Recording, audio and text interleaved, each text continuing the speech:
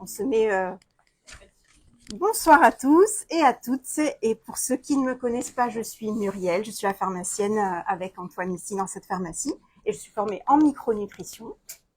Moi, pour ceux qui ne me connaissent pas, je suis Delphine, je suis préparatrice en pharmacie et j'ai une formation de suivi diététique et de rééquilibrage alimentaire.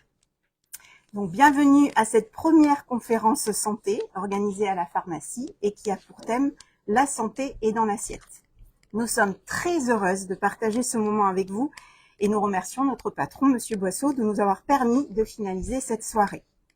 Donc, je m'adresse un petit peu aux gens qui sont derrière leur téléphone. Merci de nous suivre via votre canapé. Si vous avez des questions, vous n'hésitez pas à les poser. Vous pouvez les poser pendant la soirée ou ultérieurement et on n'y manquera pas d'y répondre. Je remercie le laboratoire français Nutergia pour l'aide apportée qui est représenté ce soir par Hélène, qui est formatrice pour Nutergia et préparatrice en pharmacie. Et je remercie, alors notre vedette est arrivée un peu tard, elle est en train de s'installer, je remercie très chaleureusement le chef Schilling et son commis Florian qui nous font l'honneur d'être parmi nous. Quoi de mieux qu'un chef étoilé pour éveiller nos papilles au plaisir gustatif. Il a cuisiné pour nous les groupes d'aliments capitaux à ne pas négliger, les légumes de saison, les légumineuses, les céréales complètes et les oméga 3, groupes d'aliments aussi mis en avant dans ce décor merveilleux réalisé avec l'aide de Christelle, notre collègue, qui travaille aussi bien sûr avec nous dans cette pharmacie. Donc tous ces aliments, bien sûr, on va les développer ce soir pendant notre conférence. Effectivement, nous sommes ce que nous mangeons. Retenez bien cette phrase, on ne vit pas pour manger, mais on mange pour vivre. Meilleure est notre assiette, avec le choix pertinent de ce que nous y mettons, de ce que nous cuisinons, meilleure est et sera notre santé. Il n'est jamais trop tard pour bien faire, c'est ce dont on va parler ce soir. Je tiens à dire qu'à la fin, je relève les copies. Attention. Sachez que l'OMS a déterminé que 3/4 des décès dans le monde sont dus à des maladies non transmissibles, c'est-à-dire les maladies cardiovasculaires, les cancers non héréditaires, le diabète et les pathologies respiratoires. Les facteurs de risque à l'origine de ces maladies sont le tabagisme, l'alcoolisme, le manque d'activité physique et notre sujet de ce soir, la mauvaise alimentation. Pour nous aider à vous conseiller à la pharmacie, il existe un support, un questionnaire élaboré par Nutergia. Est-ce que tout le monde l'a eu? Je vais vous montrer. Quand on a pris les rendez-vous, est-ce qu'il y en a qui n'ont pas eu? Voilà, on va vous le transmettre. Voici, madame. Je crois que j'en ai mis plusieurs. Donc, s'il y en a qui l'ont ramené, je prendrai après à la fin. Merci. Et sinon, vous le remplissez tranquillement chez vous et vous nous le rapportez à la pharmacie. Et on ne manquera pas ensuite de vous revoir en entretien individuel si vous le souhaitez pour approfondir et voir s'il y a des carences chez vous. Merci beaucoup. Tout le monde, madame. Merci, madame Gallo. Oui. Qui vient? Parfait. Madame Alfati. Parfait. Madame Gallo? Merci. Ah, c'est très bien. Vous l'avez déjà rempli celui-ci, vous l'aviez rempli. Monsieur Achard? Vous l'avez? Parfait. Parfait. Merci Delphine. Je t'en prie. Donc, ce questionnaire nous permet de déterminer votre profil micronutritionnel. En effet, chacun d'entre nous a un profil qui lui est propre. Il varie en fonction de ce que nous mangeons, de notre hygiène de vie, est-ce qu'on pratique une activité physique ou pas, est-ce qu'on fume, est-ce qu'on boit de l'alcool, en fonction de notre environnement, habite-t-on en ville, à la campagne, et en fonction de notre digestion. À travers ce questionnaire, on aura une vision d'ensemble de notre état de santé et de nos fragilités éventuelles. Pour être plus précis, à travers ce questionnaire, on cherche à connaître l'état de santé de vos cellules, parce que ce sont bien les cellules qui vont produire, à partir des nutriments que nous mangeons, tout ce dont notre corps a besoin. Tout dysfonctionnement de la cellule, qui est la base du vivant, entraîne des perturbations de l'organe ou des tissus qu'elle constitue. Pour un fonctionnement optimal, les cellules nécessitent des vitamines, des minéraux, des oligoéléments, des acides gras polyinsaturés indispensables et bien sûr des protéines et des glucides. L'apport de ces nutriments par une alimentation adaptée est primordial pour maintenir un bon fonctionnement de nos cellules et donc maintenir notre organisme en bonne santé. Notre accompagnement au-delà de cette conférence sera sous forme d'entretien individuel, donc via le questionnaire que vous aurez rempli. Il permettra de comprendre vos déséquilibres et de les rectifier au moyen de compléments alimentaires de qualité, riches en oligo-éléments, en vitamines, en acides gras, en acides aminés qui vous font défaut. Et bien sûr, de vous guider dans un rééquilibrage alimentaire pour modifier de façon pérenne vos déséquilibres. La qualité de notre alimentation s'est dégradée au fil du temps et le laboratoire Nutergia l'a bien compris. Donc je laisse la parole à Hélène qui va vous expliquer un petit peu l'historique de ce laboratoire.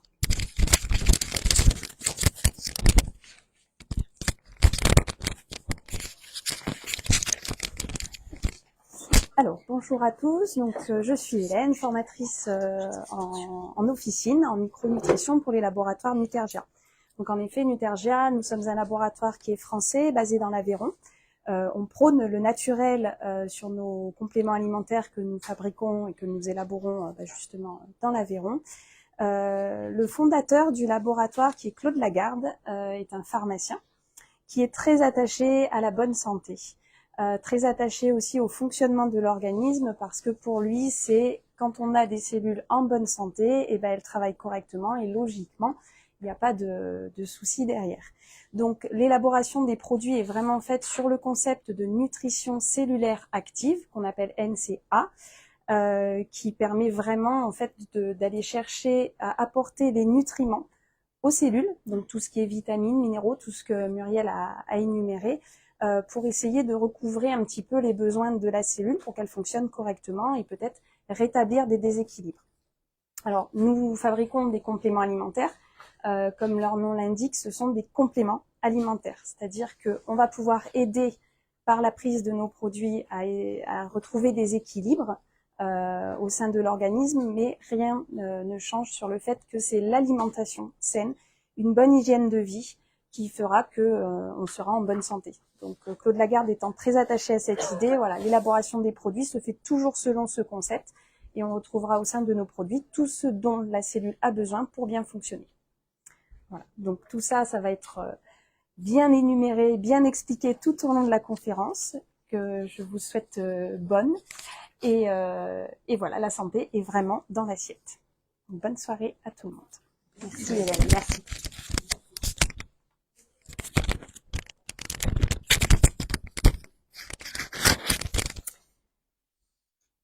Alors, donc quels sont les nutriments essentiels, bien que ça fait déjà 2 fois que je les cite, hein, j'espère que Monsieur Cessac au fond on entend bien, on voit bien, parfait. Quels sont les nutriments à fournir à notre corps et donc à nos cellules? Bon, ça je l'ai dit, c'est l'OMS, je vous l'avais dit. Voici notre sommaire. Alors, on va voir en premier les acides aminés et les protéines.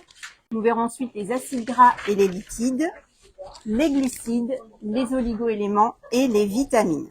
Il y a 2 autres catégories de molécules indispensables à la vie dont je ne parlerai pas ce soir parce que ça aurait fait une soirée beaucoup trop longue et je pense qu'il vaut mieux scinder en 2. Il s'agit des ferments lactiques ou probiotiques et des fibres alimentaires. Donc ces deux catégories, ces 2 autres paragraphes seront l'objet d'une 2e conférence santé qu'on essaiera d'organiser l'année prochaine et qui s'intitulera le microbiote intestinal. Alors, chapitre 1, j'ai trop kiffé de faire ce moment, stylo rouge, grand 1, les acides aminés. On prépare les copies. C'est parti. Alors, les protéines sont formées d'une succession d'acides aminés. Bonjour. Bonjour madame.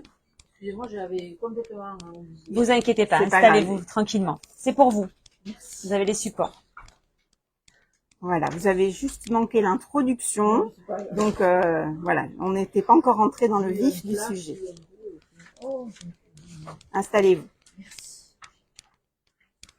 Vous avez un stylo sur votre gauche, madame. Voilà. Donc, les protéines sont formées d'une succession d'acides aminés. Chaque protéine est constituée d'une séquence particulière d'acides aminés, dont le nombre et l'ordre déterminent la qualité et la fonction de la protéine. Il existe 20 acides aminés, 8 qui sont essentiels, que l'organisme ne sait pas fabriquer, et 12 non essentiels. Je vous laisse 10 minutes pour les apprendre. J'adore. N'oubliez pas de surligner. Voilà. Alors, les 8 essentiels, on va quand même les lire ensemble. Parce que, oui, des fois, on en connaît quand même. Il y a des noms qui peuvent percuter. L'histidine, l'isoleucine, la leucine, la lysine, la méthionine, la phénylalanine, la tréonine, le tryptophane et la valine. Voilà. Tryptophane, souvent, ça parle. Ceux-là, on ne sait pas les fabriquer. Donc, il faut absolument que ça soit apporté dans notre assiette. Les 12 non essentiels, mais pour autant importants pour nos cellules, la glutamine, la glycine, la proline, la sérine, la tyrosine, l'acide aspartique, l'acide glutamique, alanine, arginine, asparagine et enfin la cystéine. C'est pareil, là aussi il y a des noms qui doivent vous faire penser, ou vous rappeler des choses. Alors, lorsqu'on mange, donc le petit collier de perles, c'est la protéine. Les protéines sont digérées et dégradées par les sucs gastriques au niveau de l'estomac. Puis ça arrive au niveau de l'intestin grêle. Ici, il y aura des cellules, des enzymes qui vont casser les liaisons entre chaque acide aminé.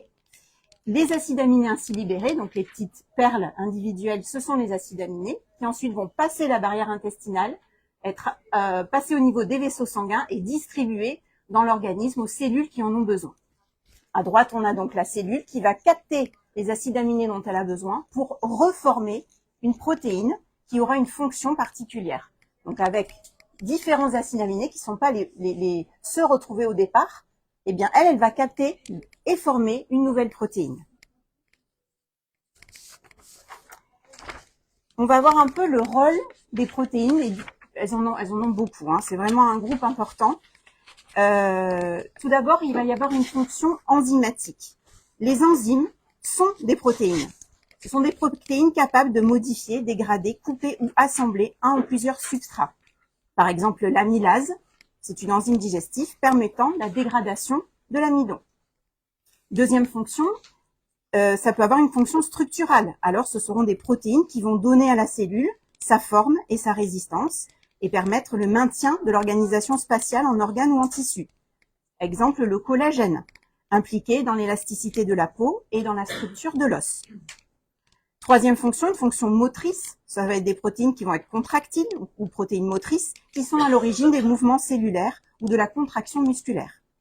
Une fonction de signalisation, ça va être des protéines qui vont assurer une communication au sein de l'organisme, c'est le cas de l'insuline, qui est l'hormone de la régulation de la glycémie. Une fonction immunitaire, les anticorps sont des protéines, ce sont des agents défenseurs de notre système immunitaire. Une fonction de transport, ces protéines servent de moyen de transport pour certaines molécules dans et en dehors des cellules, et c'est le cas de l'hémoglobine, protéine qui assure le transport de l'oxygène dans le sang. Et d'autres rôles, il y aura des acides aminés qui vont être directement utilisés par l'organisme car ils sont précurseurs pour la synthèse de diverses molécules. C'est le cas de la tyrosine, où tout à l'heure vous avez dit le tryptophane, ça me parle. Oui. Tryptophane qui est précurseur de la sérotonine, neuromédiateur de la zénitude, on va dire, du bien-être. Voilà. La tyrosine, elle est précurseur de la dopamine, qui est plutôt un neuromédiateur qu'on va sécréter le matin, ce qui fait qu'on est motivé, on a le dynamisme pour affronter la journée. Donc, on comprend bien l'importance des protéines dans l'alimentation via toutes ces fonctions. Cet apport doit donc être quotidien. Tous les jours, il nous faut manger des protéines. Mais où les trouve-t-on? Delphine. Alors, on trouve les protéines dans notre alimentation. Vous savez tous ce que c'est les protéines. Où est-ce qu'on trouve des protéines? Bien, madame, les œufs, les poissons, la plupart, en fait, ce qu'on appelle les VOP, viande, œufs, poissons. Dans les protéines, je vous dis les protéines animales, parce qu'il existe les protéines animales, mais les protéines végétales. D'accord? Donc, il y en a deux catégories. Donc, les protéines animales, poissons, œufs, volailles, si possible, bio, élevés en plein air, pas d'élevage intensif, en fait, hein, parce qu'il y en a, ils sont bourrés d'antibiotiques, bourrés de pesticides, donc voilà, on fait très attention. Le fromage et le fromage blanc, la viande rouge, à limiter une fois par semaine. Il vaut mieux la qualité à la quantité. Voilà. Et des protéines végétales, vous avez les légumineuses, comme ce que vous disiez, Madame Lucbert, les lentilles, voilà, les lentilles, les pois chiches, les pois cassés, haricots rouges ou blancs, les céréales, de préférence, les prendre complètes, hein, de préférence, ou semi-complètes, car plus riches en fibres et en vitamines et en minéraux. D'accord. Je sais que les temps sont durs, hein, donc on dit surtout de manger tout ce qui peut être bio, tout ce qui peut être de meilleure qualité, mais c'est vrai en fait, hein, mais c'est vrai que ça coûte un peu plus cher, mais il vaut mieux, comme je dis, hein, mieux manger en qualité qu'en quantité. D'accord? Notre corps, il assimile mieux les protéines animales que végétales, qui sont plus difficiles à digérer, mais les protéines animales sont plus riches en graisse. Donc il faut donc alterner les deux, protéines végétales et protéines animales. Donc nous allons voir une petite vidéo.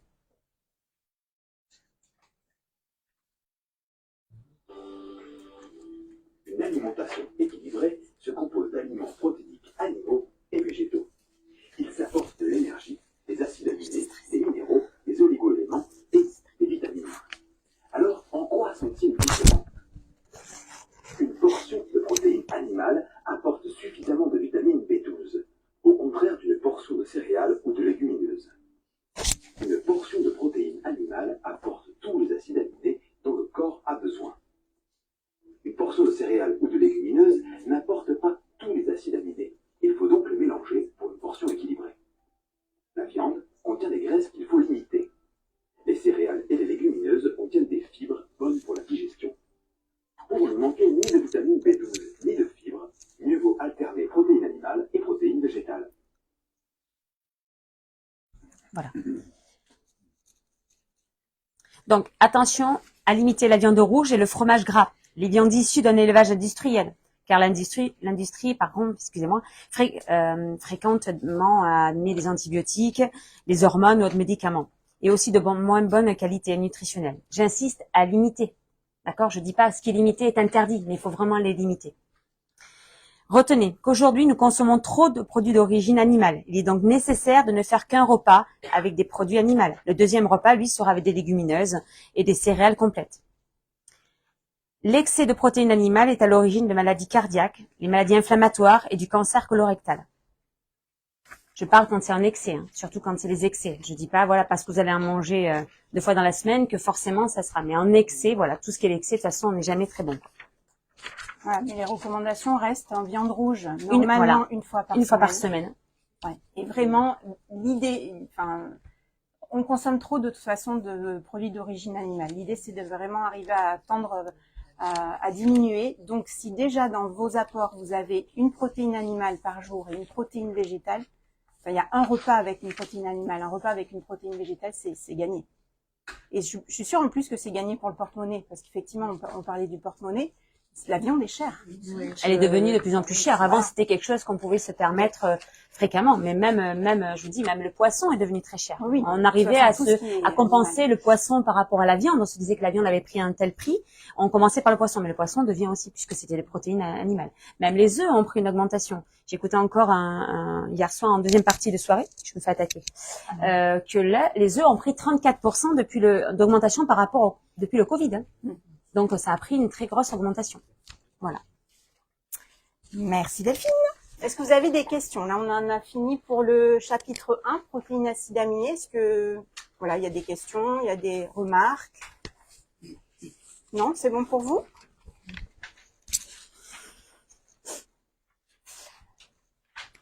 Maintenant, voyons un groupe d'aliments que l'on néglige trop.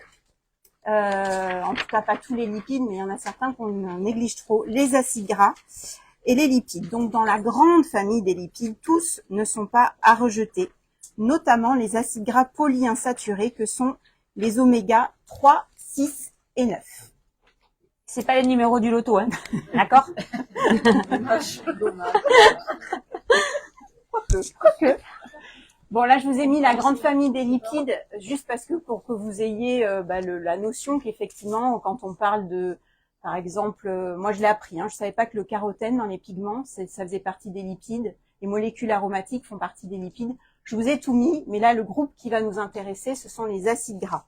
Et surtout ça, les astuces, on va voir où est-ce qu'on les trouve, etc.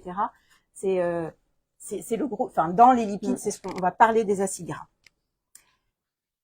Donc, je passe un peu là-dessus. Et voilà, je m'intéresse plus particulièrement aux acides gras qui n'ont pas tous les mêmes qualités et les mêmes conséquences sur la santé. Alors, un acide gras, je vais peut-être suivre, on va les lire ensemble.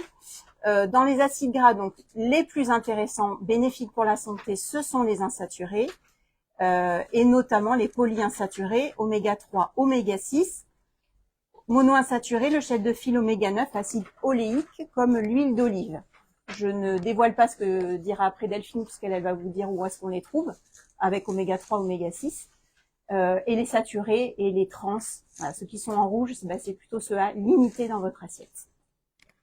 Alors, les acides gras, à quoi ça sert? C'est pas que à prendre du gras. Vous allez voir qu'ils ont un rôle hyper important, et vraiment, et je pense qu'on les néglige trop. Ils apportent la souplesse aux membranes des cellules. Ils ont donc un rôle structural. Ce sont les constituants majeurs des membranes cellulaires. Ils apportent une fluidité aux membranes indispensable à la communication et aux échanges entre les cellules, notamment les cellules nerveuses. Plus la teneur en acides gras polyinsaturés est élevée, plus la membrane est souple. Il faut vraiment vous dire que la membrane de la cellule, comme notre peau d'ailleurs, ce qui fait barrière. Si vous manquez d'acides gras polyinsaturés, en l'occurrence d'oméga 3, vous avez une membrane vraiment dure comme du béton. Et les échanges ne vont pas se faire, parce que c'est vraiment à travers la membrane que passent, tout à l'heure on a vu les acides aminés qui vont être captés par la cellule, ou les vitamines, les oligo-éléments, peu importe ce dont elle a besoin. Il faut qu'elle soit fluide pour qu'il y ait cet échange. Et elle est faite de phospholipides riches en acides gras, surtout des oméga 3. Donc, encore une fois, plus vous en amenez dans votre assiette, et Delphine vous redira les recommandations, plus vos membranes cellulaires sont souples, plus votre peau, vraiment, restez sur l'enveloppe corporelle, là aussi elle sera souple. Donc, ne soyez pas surpris qu'un jour vous venez pour une sécheresse cutanée, et Delphine, à juste titre, vous donne un baume pour hydrater l'extérieur, et vous dit, et je vous conseille, des oméga 3 en complément. Je vais dire, elle va me vendre un autre produit. Non. En vous questionnant, et si effectivement vous en manquez dans l'assiette, eh ben c'est judicieux d'en amener en complément alimentaire, et bien sûr après à vous à changer dans l'assiette et d'amener ce qu'il faut. Parce qu'on n'a pas beaucoup de saumon dans la pharmacie encore, mais on va y venir un jour, hein, voilà. Avec Monsieur Chili, Voilà, on va y arriver. Donc ça c'est le premier rôle des acides gras, le rôle structural. Ensuite, ils ont un rôle énergétique. Comme les autres lipides, ils sont source d'énergie importante pour notre corps. Cette énergie est stockée dans les cellules adipeuses sous forme de triglycérides. Voilà. Donc ça, c'est ce qu'on n'aime pas, mais oui, ça sert à un moment donné, quand le corps a besoin d'énergie, qu'il a pas assez de sucre, et ben hop, il va aller chercher dans les cellules adipeuses ces acides gras qui ont été stockés en triglycérides. Et enfin, un rôle aussi méconnu des acides gras polyinsaturés, ils ont un rôle anti-inflammatoire. En effet, notamment l'EPA et le DHA, qui sont donc les deux oméga 3, sont précurseurs des molécules essentielles à la régulation de l'inflammation et à la réparation tissulaire. Pas étonnant que de nombreuses études montrent les effets bénéfiques des acides gras polyinsaturés sur des terrains allergiques, l'allergie est une inflammation, sur les inconforts ostéo-articulaires ou sur les désagréments cutanés. Nota bene, le cerveau est le deuxième tissu le plus riche en acides gras après le tissu adipeux. Donc la teneur en acides gras est étroitement corrélée avec les facultés cognitives ou les fonctions nerveuses. Très présents dans le système nerveux, les acides gras polyinsaturés interviennent par exemple dans la libération des neuromédiateurs comme la sérotonine. On en parlait tout à l'heure, je sais plus qui m'avait dit le tryptophane. Précurseur de sérotonine, c'est ça. Eh bien, les oméga 3 vont permettre une libération de cette sérotonine. Plusieurs études ont montré une association inverse entre la consommation d'oméga 3 et la fréquence de la dépression. Donc, meilleure est mon assiette en quantité d'oméga 3, moins je serai déprimée. Alors Delphine, où les trouve-t-on ces acides gras? Et on va chercher. Alors, est-ce que vous avez une petite idée où trouve-t-on les acides gras? On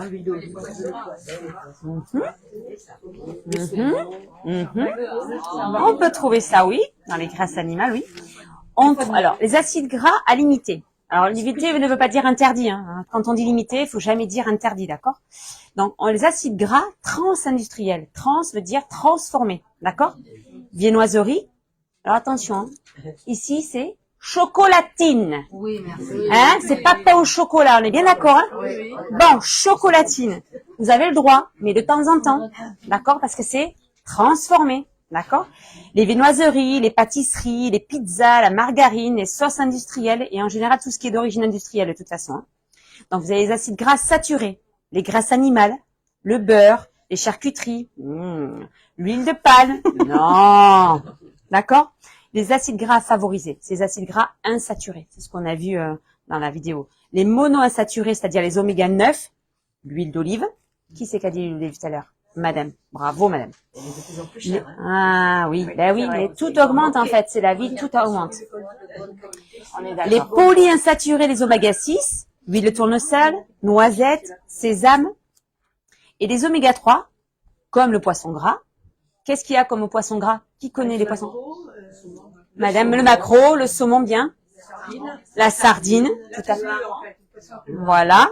Donc vous avez, oui, tout ce qui est poisson gras, la sardine, le hareng, le maquereau, le thon, les huiles de colza, les huiles de noix, le lin et la cameline. Oui, c'est une huile, la cameline, voilà. C'est très bon. Surtout, ne pas négliger les oméga 3, hein, parce qu'aujourd'hui, nous avons un déséquilibre oméga 6 et oméga 3. Nous consommons un ratio de 10 pour 1, alors qu'il faudra en consommer 4 pour 1, d'accord? Trop d'oméga 6 par rapport aux oméga 3, d'accord? Voilà. Déjà pour ça. Donc la petite synthèse, juste donc idéal, Voilà. les recommandations. Alors les recommandations en fait, donc je rappelle c'est 10 oméga 6. Non, Ça c'est son, Voilà. c'est 4, ouais, le ratio, mais bon, La on ratio, sait pas c'est- trop dans l'assiette. c'est Mais dans l'assiette. si normalement en consommant 2 fois par semaine du poisson gras et en ayant Au moins 3 3 cuillères à soupe, oui. On va parce qu'on dire. a dit, hein. c'est peut-être beaucoup, mais déjà vous commencez De au moins l'huile de- une voilà. à chaque repas, mais 3 cuillères à soupe normalement d'huile de colza ou de noix Noix. ou de lin ou de cameline qui sont Ce plus que vous chères. Mais colza noix, c'est peut-être les plus accessibles. 3 par la semaine, colza ouais. en particulier. 3 cuillères à soupe. 3 par jour, Par jour, je veux dire. quotidien. Mais par jour. deux fois par Deux semaine fois les poissons semaine, gras, poissons gras. c'est-à-dire sardines, ce qu'on vient de répéter, sardines, maquereau, hareng, saumon. Les noix, bien sûr, le fruit, la noix. Oui, la noix, oui. Tout à fait. Tout à fait. Oui. Ah oui, oui, complètement. La noix comme l'huile de noix, oui, oui, complètement. Oui. Oléagineux, faut faire attention. Sinon, il y a des antinutriments et c'est pas assimilé. C'est-à-dire, Oui. Tout ce qui est dites-moi madame, je sais pas ce que... oléagineux, les noix, Oui. enfin, les graines, il faut Oui. faire tremper pour que ça rentre en pré-germination. Parce que sinon, Avant de les manger? oui, avant de les manger, parce qu'en fait, la graine, c'est pour C'est pour les oiseaux. c'est pour les Mais oiseaux. non, c'est pour nous. Mais du coup, on n'a pas le système digestif d'un oiseau. Et du coup, en fait, c'est rempli d'antinutriments parce que le but de la graine, c'est d'être Alors, planté même dans les la fruits à terre. coque. Même Même les quand il y fruits a à coque l'enveloppe de la coque. Ah bon. Ok. Alors quand elles sont fraîches ou Moi, quand je savais elles ont déjà séché? Excusez-moi, c'est un peu dur. Hein. Ok, d'accord. D'accord. Mais merci parce qu'on apprend. J'avais jamais entendu. D'accord. En fait, on peut manger bien, mais du coup, ça agresse le système digestif et du coup, c'est Ok. contre-productif. J'avais pas entendu. Non, Je connaissais pas. Tout s'évacue. pardon. J'avais pas entendu. Mais merci. Merci de cette façon. Alors, les carences en acides gras polyinsaturés, surtout en oméga 3, quelles conséquences en fait? Donc, on va voir le schéma. Alors, les troubles dus au manque d'acides gras au niveau de l'immunité. Vous avez des terrains allergiques, des troubles ORL à répétition, de l'inflammation, des inconforts ostéo-articulaires, la qualité de la peau, perte d'élasticité, d'eczéma, de l'acné, des démangeaisons, du psoriasis. Vous avez dans le système nerveux aussi des problèmes de mémoire comme le stress, le trouble de la concentration. Vous savez, on se sent un peu tendu. Le système cardiovasculaire, l'hypercholestérolémie, l'hypertension artérielle. Eh oui. Et le système hormonal, syndrome prémenstruel, trouble de la ménopause, problème de fertilité. Alors, le manque d'oméga 3 et l'importance dans nos assiettes d'acides gras saturés et d'oméga 6 sont à l'origine de la hausse de l'obésité, l'augmentation du stress, de la dépression, du trouble de l'humeur, l'augmentation des troubles cardiaques, c'est ce qu'on voit dans le schéma, et l'augmentation des allergies. Les oméga 3, c'est les bonnes graisses, d'accord? Donc, il faut pas les négliger non plus, d'accord? C'est pas parce qu'on entend que c'est des graisses que forcément c'est pas bon. Si, il faut du bon gras. Et cette carence, elle touche différentes parties de notre organisme, hein, comme le cœur, le cerveau et la prise de poids, d'accord? Donc, alors c'est ça que j'avais un petit souci au niveau, c'est 10 oméga 6 pour 1 oméga 3. Oui, ça, c'est ce qu'on a actuellement dans notre Voilà. assiette. On a un ratio de 10 pour 1. Voilà. Et il faudrait en fait en avoir 4 pour un, c'est ça. Ouais. Voilà. J'avais un Diminuer souci. les oméga 6 ou en tout cas augmenter les oméga Voilà. 3, mais pour arriver à ce ratio de 4 pour 1. Mais normalement, en faisant 2 fois par semaine du poisson gras et 3 cuillères à soupe par d'huile jour. végétale, donc je redis colza, noix, lin, cameline, par exemple, on y est, vous êtes bon. Après, ça veut dire tendre à diminuer les oméga 6. Les oméga 6, c'est beaucoup dans les viandes, enfin dans les animaux, donc les fromages, le beurre, et c'est les graisses saturées et les oméga 6. Les autres huiles, on va pas tout diaboliser, mais les autres huiles, c'est des l'oméga 6, l'huile de tournesol, l'huile de noisette, l'huile pépin de raisin, Tout à fait. voilà. Après, l'oméga 3, ne la chauffez pas. C'est une huile pour les crudités. Tout à fait. Parce que si on chauffe, on casse les doubles liaisons. Quand on parle de polyinsaturés, c'est parce que si on rentre vraiment dans la chimie, les liaisons carbone-carbone, elles ont des doubles liaisons. La chaleur va casser ces doubles liaisons et on revient sur du saturé. Donc non, on veut garder la qualité, donc on ne les chauffe pas, on choisit première pression, à froid, huile non chauffée. Et soi-même, on les garde à la maison pour les crudités. Si on arrive dans l'hiver, on n'a pas de crudité, qu'est-ce qui nous... On peut en mettre une cuillère à soupe sur nos légumes. On rajoute au dernier moment. Votre poêle de légumes que vous avez sur fait à la les légumes, maison, sur vos courgettes, ce que vous voulez, sur la soupe. vos pommes de terre. Une cuillère à soupe d'huile de noix sur la pomme de terre, ça fait un goût noisettant. Oui, c'est super bon. C'est oui. Voilà. Voilà. Voilà, désolé. Excusez-moi, je vais vous faire répéter. Hein. Oui. Mais les oméga 6, donc vous les mettez dans l'huile de tournesol, vous avez dit. Oui, les autres huiles végétales, elles sont surtout riches en oméga 6. D'accord. Et oméga 3, c'est dans l'huile d'olive. Non, oméga 9, c'est l'olive. Voilà. Voilà, oméga 9, finalement, on parle beaucoup de l'huile d'olive, le régime crétois qui est mis en avant. On dit l'huile d'olive parce qu'elle amène des oméga 3. C'est pas vrai, l'huile d'olive, elle amène des oméga 9, parce que le chef de file, c'est l'acide oléique. Finalement, il en faut, parce que l'idéal, c'est 3, 6, 9. C'est les 3 types d'oméga 3, 6, 9 qui sont bons. Tout à fait. C'est une question après d'équilibre, voilà, de dosage. Les oméga 6. Mais l'huile d'olive, finalement, je pense qu'elle a gagné, elle est dans notre façon de cuisiner maintenant. On a bougé était depuis quelques années. faudra demander à Monsieur Schilling. Peut-être qu'effectivement, on cuisinait beaucoup au beurre, là où maintenant on cuisine beaucoup à l'olive. Alors l'olive, elle supporte la température. Par contre, voilà, il faut remettre les oméga 3 dans les assaisonnements. Et là, donc, je le redis, c'est colza et noix, c'est quand même les plus faciles et accessibles dans le commerce. L'huile de lin, c'est une huile assez onéreuse. Tout à fait. L'huile de cameline, alors, madame connaît très bien, c'est vrai, c'est particulier. Alors moi, je dis, c'est très herbacé, c'est très vert. Ça ne se marie peut-être pas avec tout, mais je pense que dans les huiles, c'est la plus riche en oméga 3. L'huile de cameline, comme ça se prononce. Cameline. Ouais. C-A-M-E-L-I-N. Sésame oméga 6. Oui. Ouais. Non, je pense que c'est une fleur comme le colza. Voilà. C'est une Dans fleur. les oméga 9, vous avez C'est l'huile pas, d'olive. Les oméga 6, huile de tournesol, noisette, sésame, si vous voulez renoter. Ouais, Voilà. c'est ça. Alors, par contre, voilà. Vous cuisinez avec quoi à la maison? Avec quoi vous cuisinez? Honnêtement, avec quoi vous cuisinez à la maison? De l'huile d'olive? Voilà. Alors, On parle du ghee, souvent du beurre clarifié, mais du coup, c'est le ghee.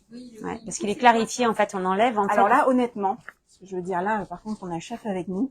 Alors le beurre clarifié, on va lui poser la question. Alors, chef Schilling. Monsieur Schilling, je vais vous passer le micro pour nos internautes. Non mais si, c'est parce qu'on est filmé.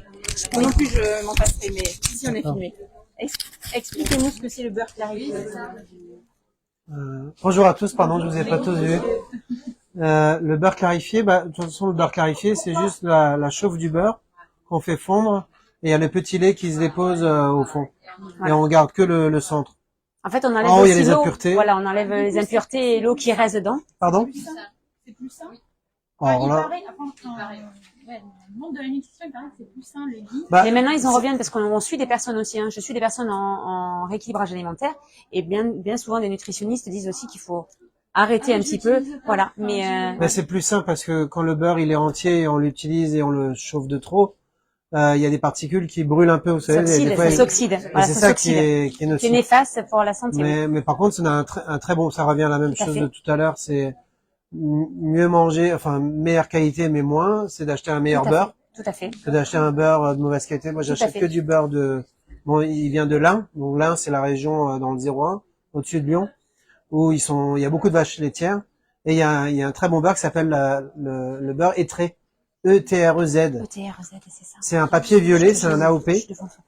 Et on le trouve surtout dans les grands frais. Après, ici, c'est pas très pratique parce que le premier grand frais, il est à Bègle. Oui, c'est Rive d'Arsin. C'est un oui. peu embêtant, C'est un j'espère peu qu'il y en loin. aura un jour ici. On Et espère. eux, ils distribuent cette marque-là qui s'appelle le beurre Etré. Et c'est un super beurre. Enfin, moi, j'utilise que ça. Et il brûle pas. Enfin, il faut vraiment y aller faut l'oublier dans la poêle pour qu'il brûle.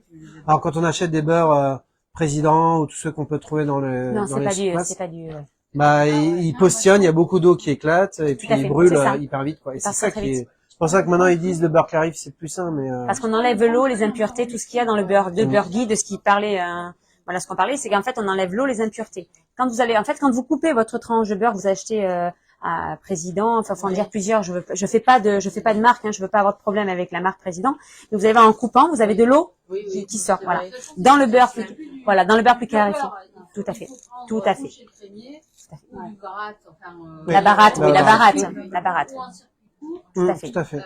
Mais le beurre, Eh bien, il est plus en tout à fait. beurre comme quand on était gamin. Hein, Eh ben, on en revient à ce Bah, on qu'on le voit à dit. la Voilà. couleur, hein, Après, c'est de l'eau. Oui, Oui. déjà. Voilà. On le voit rien qu'à l'extérieur. Et on en revient à ce qu'on dit, manger moins, mais de meilleure qualité. Oui. Et ça reviendra toujours comme ça. Et pardon. Oui, madame. L'huile de coco, on peut la chauffer. Alors, on peut la chauffer, mais Je vous dirai, je regarderai la on va, proportion. voilà, tout à mais fait. En tout cas, c'est pas des oméga 3 sans Non, ça, c'est pas. Alors, moi, je vais vous raconter une histoire par rapport à ça, là. Oui. J'ai fait du coaching sportif il y a 2 ans. Quand je suis arrivé, enfin, oui, il y a 3 ans.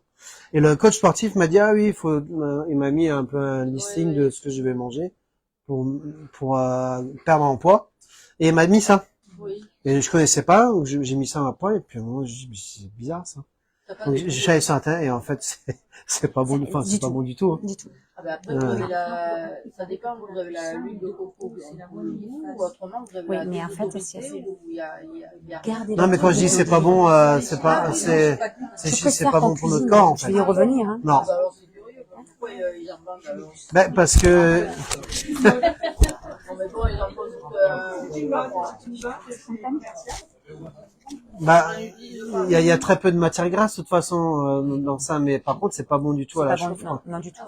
Mais par contre, dans les salles de sport, là, ils tournent tous à ça, hein. Parce que Parce ça que les sèche, ça les sèche. ça les Ouais. sèche. Mais en fait, ça sèche, mais ça en remplit pas en nutriments. En fait, ça les sèche Ouais. et ça fait un effet inverse après. Pourquoi? Parce qu'ils vont, ouais, c'est Mm. pas, enfin. Ah non, mais c'est sûr, hein. Donc, le beurre, pas de cuisson. D'accord. L'huile d'olive, on n'est pas carencé, hein, en oméga 9. Donc, préférez-la pour la cuisson.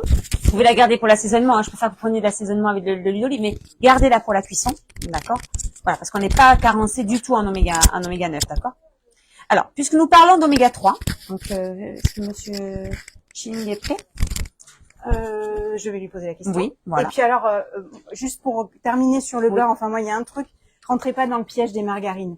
Si vous voulez manger du bon beurre, vous mangez du bon beurre. Faites-vous plaisir. Mais achetez pas des margarines Voilà, tout à fait. enrichies en très bon pour le cœur. Non, non, non. Non. Voilà. Non, parce qu'il y a certains qui sont écrits, c'est que du marketing. Voilà. Il vaut mieux Ouais. des fois manger du bon beurre. Après, bon, voilà. Hein, comme on dit, on en revient à notre moyen financier, d'accord? On ne vous dit pas que la margarine, il faut vraiment tout arrêter. Ça revient à tout. Mais il faut faut réfléchir dans ce genre de choses. Voilà. Donc je vais lui demander Voilà. s'il est prêt. S'il est prêt, on fait une petite pause. Je vais relever les copies, hein, par contre. Hein. Attention, j'ai pas oublié. On fait pas de pause. Donc, On enchaîne. Bon, on enchaîne. Bah j'ai soif. Excusez-moi juste, je vais boire. ouais, moi aussi un petit peu. Bon, mais pas de pause. Il a dit pas de pause. C'est lui le chef, alors pas de pause. Voilà. On enchaîne. Comment? Non, non, mais si vous n'êtes pas prêt, on fait pas de pause. Est-ce que juste, il y en a qui veulent boire? Est-ce que vous il y en voulez a boire un qui- petit ça quelque va chose, C'est pas messieurs, trop dames? chaud Oui. pour, On va vous donner quelque chose à boire quand même. On va y arriver. On est gentil. On va vous donner ça. On fait une petite pause de 5 minutes pour vous servir à boire. Voilà. Si vous voulez. Excusez-nous les Facebook. On fait une pause de quelques minutes s'il y en a qui veulent aller même aux toilettes, hein, s'il y a des besoins. Voilà. Pardon. Oui, merci. Bonjour. Est-ce que j'amène les bouteilles ou vous voulez? Allez, venez. Voilà, ça va le dos? Pour ceux qui sont assis sur les bancs? Oui, ça va. Hein, il faut gainer, hein. Ben voilà. Faut se tenir droit. C'est d'ailleurs, ma collègue va vous dire. Gingembre ou verveine? De l'eau. Ah, plate ou gazeuse? Avec plaisir. Alors, j'ai de l'eau plate, de l'eau gazeuse, verveine ou gingembre citron.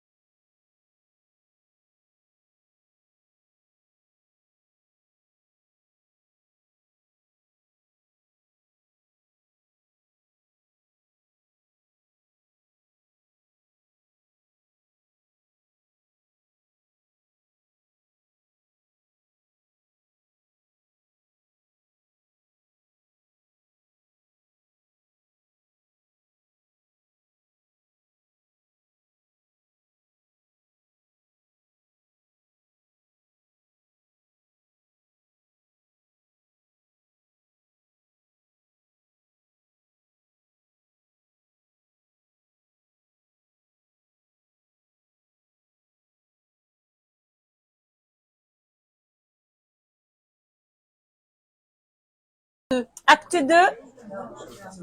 Comme vous voulez, sinon vous en reprendrez un autre tout à l'heure. Hein. Elsa. Elsa. Ouh là là. Bon, et t'as vu Marianne? Ah, il a failli partir. Hein.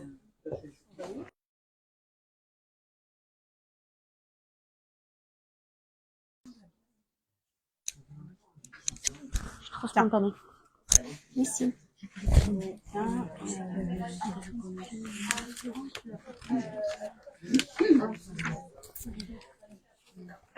Alors j'ai eu une question de la part de Madame Marquette par rapport à la graisse de canard. Honnêtement, je me renseignerai, je vous dirai, je sais pas. Bon, oméga 3 non, je pense pas, mais c'est ce que je lui disais tout à l'heure. J'ai rebondi puis j'ai pas fini ce que je voulais vous dire sur le régime crétois. Il est très intéressant. L'huile d'olive, ok, on a vu finalement, ça y est, c'est dans les mœurs, on l'utilise.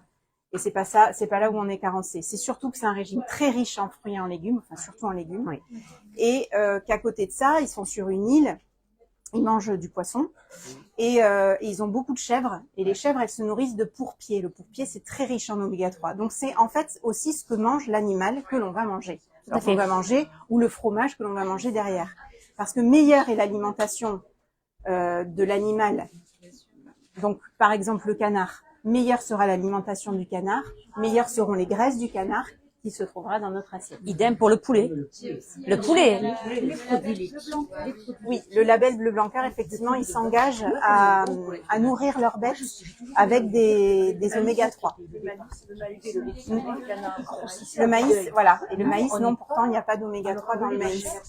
Mais Nous sommes pour des autant, mammifères. On est alors nourris en après, tant que mammifères. bon, moi, j'ai pas de canard à la maison, mais les poules, spontanément, elles mangent de toute façon l'herbe, etc.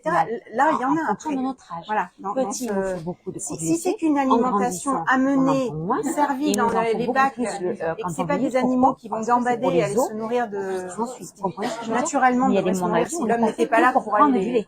les Mais gâter. des produits laitiers. Voilà. Oui. Donc en fait, derrière, c'est aussi comprenez la nourriture de l'animal qui arrivera à nous en bout de chaîne et qu'on va manger.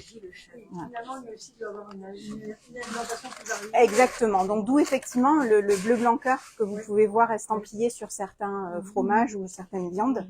C'est un gage, c'est un label qui montre que l'éleveur aura pris conscience de ce qu'il doit donner à son élevage. Voilà. Madame pose une question, elle dit qu'on n'est pas fait pour prendre du lait. On est né, en fait, quand on est, on prend, lait de vache, parce que le veau, on est des mammifères à la le base. veau, il boit le lait de sa mère, mais il grossit Tout à à vue fait. d'œil.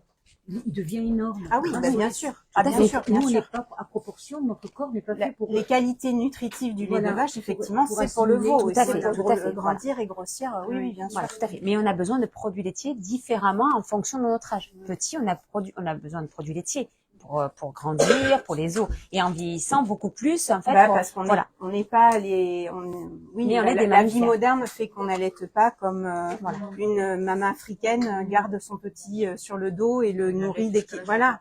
Tout à fait. Et, bah oui. Mais idéalement, bien sûr, qu'on devrait tous faire ça. Tout est Maintenant, on a proportionnel, de toute façon, oui. la vie active et moderne Voilà. qui s'est insérée, nous, dans nos vies. Et bon, en même temps, je regrette pas de travailler, je regrette pas Moi non plus, je regrette pas de travailler, je regrette pas d'avoir une vie sociale. de faire la Voilà, conférence c'est- ce soir. Tout voilà. à fait, voilà. C'est encore un stress. Ouais, Ah non. voilà, on peut pas tout avoir. Aux produits laitiers, moi j'ai un médecin qui me dit de manger beaucoup moins de produits laitiers, de me rabattre sur le soja. Alors, Attention. de manger moins de viande ou moins de produits laitiers. Le lait, etc. Bon, alors la publicité, nos produits laitiers sont nos amis pour la vie, où c'était 2-3 portions, je pense que c'est trop. Hélène, tu me dis si je me trompe, mais je pense que les 2-3 produits laitiers par jour, c'est peut-être en excès. Maintenant, remplacé par du soja, enfin des laits par des laits végétaux, des laits d'amande, des laits de soja. Bon. Alors, il y a le yaourt Alors et le oui, yaourt. Après, il y a l'intolérance au lactose. S'il y a une intolérance au lactose, bien sûr, on enlève le lait d'origine animale. C'est toujours une question de quantité, de qualité. Et puis de bon sens, ça, Enfin, surtout, voilà. Ouais. Et quand j'entends des personnes me dire dans des rendez-vous de rééquilibrage alimentaire, je mange des yaourts. Alors quand je leur pose la question, qu'est-ce que vous mangez comme yaourt? Alors de la crème dessert avec la chantilly dessus? Non. Alors non, le yaourt, c'est blanc. C'est blanc.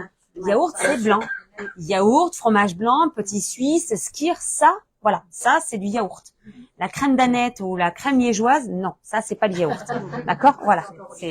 Voilà, tout à fait. Mais oui, mais mais exactement, madame, mais c'est produit vrai que transformé. c'est dans le rayon yaourt. C'est au rayon yaourt. Et vous avez tout de mélangé. Voilà. Comme la vache qui rit, c'est... Oui. Elle rit, la vache, hein, mais quand elle voit ça, elle rit, la vache. Mais c'est vraiment pas du fromage, tout à fait. C'est le naturel, c'est curieux. En fait, c'est pas fabriqué avec de... Non, c'est pas du non, C'est non. même pas du fromage. Non. Du tout, du tout, du tout. Oui. Bon. Ouais. Que du nom. Ce qu'il y a dedans, ça... Et en fait, c'est même pas marqué fromage, vache qui rit. Non, C'est le- pâte à tartiner de fromage. C'est même pas une, oui, non, c'est pas fromage. c'est une L'appellation, pâte à tartiner. Voilà. C'est une liste de... Voilà, de produits additifs, voilà, tout à fait. D'additifs. Et j'ai un peu de mal. Et au Scrabble, on fait un carton avec ça. Ah ouais. Allez, on continue avec les glucides. Alors là, voilà bien une famille beaucoup trop présente dans nos assiettes. Ce sont les glucides, donc la famille des sucres. Ils sont la principale source d'énergie, suivie par les protéines et les lipides. Ils sont aussi les nutriments, donc je vous disais, les plus abondants dans notre assiette. On distingue deux types de glucides en fonction de leur structure chimique. Donc les glucides simples qui seront formés d'une ou deux unités de sucre, que sont le monosaccharide, les monosaccharides et les disaccharides. Donc vous connaissez de nom glucose, fructose, galactose, voilà des monosaccharides, maltose, saccharose et lactose, des disaccharides, donc formés de deux unités de sucre. Donc ce sont les éléments de base qui vont constituer les sucres complexes. Exemple ici de l'amidon, présent dans les céréales et les légumineuses, qui est un sucre complexe, donc petite chaîne de plusieurs sucres, de plusieurs oses. Donc là, ce sont des polysaccharides après derrière, l'amidon, pardon. Alors le rôle de ces glucides, il est essentiellement énergétique. 1 gramme de glucides fournit 4 kilocalories. Il provoque aussi une sensation de satiété, il participe donc à la régulation de l'appétit. Ils sont indispensables au fonctionnement du cerveau. 130 à 150 grammes de glucose par jour sont nécessaires au cerveau pour assurer une activité cérébrale optimale. Et ils ont un rôle structural, ils entrent dans la composition de plusieurs molécules et tissus. Et enfin, je vous l'ai pas mis, ils interviennent comme éléments de protection et de communication cellulaire. Donc, ce qui va nous intéresser plus fortement, parce que la digestion ne sera pas la même, ce sont, à droite, les sucres complexes. Où trouver ces sucres complexes? Alors, est-ce que vous avez une petite idée d'où trouve-t-on les sucres? Madame, très bien. Les céréales, comme le blé, le seigle, l'avoine, le maïs, le sarrasin et l'orge. Les légumes, la pomme de terre, la patate douce. Donc, en conséquence, les produits issus de la transformation des céréales. Donc, le pain, les pâtes, les biscottes, d'accord? Et les légumineuses, les lentilles, les pois chiches, les haricots secs, les pois cassés. L'index glycémique bas ou élevé. Alors, je vais vous parler des indices, les index, parce qu'on en parle souvent, d'accord?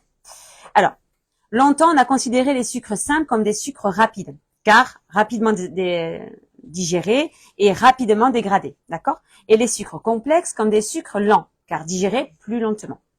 Cependant, on peut aussi classer les sucres selon leur pourvoir glycémiant, c'est-à-dire la capacité à faire varier la glycémie et la sécrétion d'insuline.